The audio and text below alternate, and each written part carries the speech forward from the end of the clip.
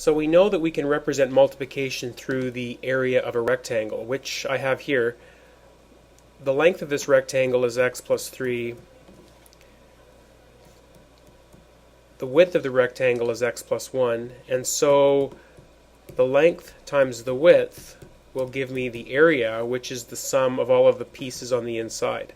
Okay, specifically x squared in the top left. I have one strip of x in the bottom left. I have three strips of x in the top right, and I have three 1 blocks in the bottom right. And that gives me x squared plus 4x plus 3, which is my product, and x plus 3 and x plus 1, which were the dimensions, are the factors of this polynomial expression. I can also multiply this expression without having to visualize it every single time, because I know that if I multiply the two first terms, I get x squared. If I multiply the outside terms, I get the x. The inside terms is the 3x, and the two last terms gives me the 3 for my total product. What we want to look at now is being able to go in reverse from the product back to the factors. So let's look at how to factor x squared plus 3x plus 2. I have a large x squared block, I have three strips of x, and I have two 1 blocks. And the job, remember, is to try to arrange these tiles to form a rectangle, because then the length and the width will be the area. So I know that the x squared block always is placed in the upper left. I know that my two 1 blocks are always in the bottom right, and my strips need to fit in order for this to create a rectangle. My strips need to fit in here, here, and here. Now it just happens to be that I have just the right number of strips to make that happen. So that goes there, that goes there, that goes there. And so my dimensions are x plus 2 by x plus 1, and therefore I can factor this term as x plus 2 times x plus 1. Okay, I have a second example, and I want to be able to rearrange these tiles to create a length and a width for a rectangle. So again, I know that the first two terms multiplied together must give me x squared. There's only one possibility for that. That's x and x. And that x squared that I get is represented by the area of this square in the top left. Now, my numbers in this spot and this spot must multiply to give me 10. Alright, now there's two possibilities for that. It could be 2 by 5, or it could be 10 by 1. And again, remember that the 10 is represented by the 10 1 blocks on my page, which are going to end up being in the lower right corner of my overall rectangle. So the question is, do I arrange these 10 1 units into an order of 2 by 5 or 10 by 1?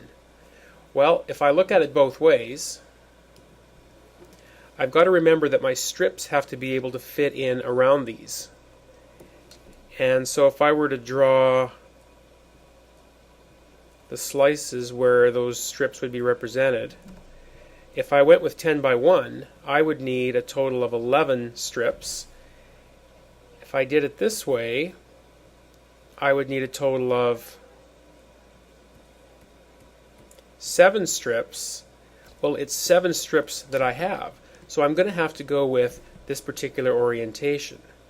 So I got to remember that not only do I have to worry about the two numbers here, for here and here, needing to multiply to 10, I also need to be sure that those two numbers that I pick, 10 and 1 or 5 and 2, that they have to give me the number of strips that I have, which is 7.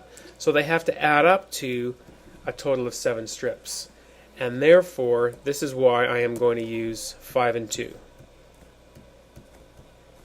And so my factor becomes x plus 5 x plus 2.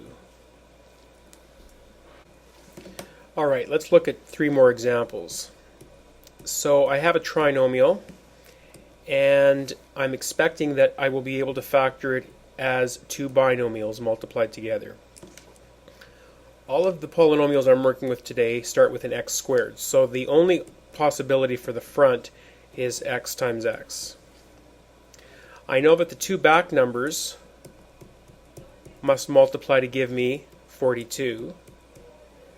Now the 13x, remember, represents the number of strips. So the number of strips needed in total must be the same numbers as I have multiplying to 42. So I need to find 2 numbers that not only multiply to 42, but also add to 13. And if I think about that a little bit, 6 and 7 will be those numbers. And therefore, up in my factors, x plus 6 times x plus 7 will, if multiplied out, will multiply back to my original polynomial. Next example. Again, x squared at the front, so my 2 factors both will have x to begin. My 2 numbers need to multiply to give me the back number, and need to add or subtract to give me the coefficient of the x. Because I'm using negatives and some positives, I'm now thinking of this as plus or minus in order to give me negative 2. So numbers that multiply to 15 would be 15 and 1, but those numbers don't add or subtract 2. 3 and 5 multiplies to 15, and if I were to put a negative on the 5, they would also add to negative 2. And so my factors are x plus 3 and x minus 5. Finally,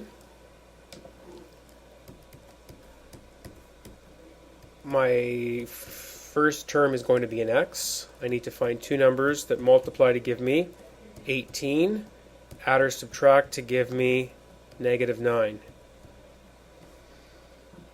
Because the 2 numbers multiply to a positive, both of the numbers I'm looking for must be positive or both be negative.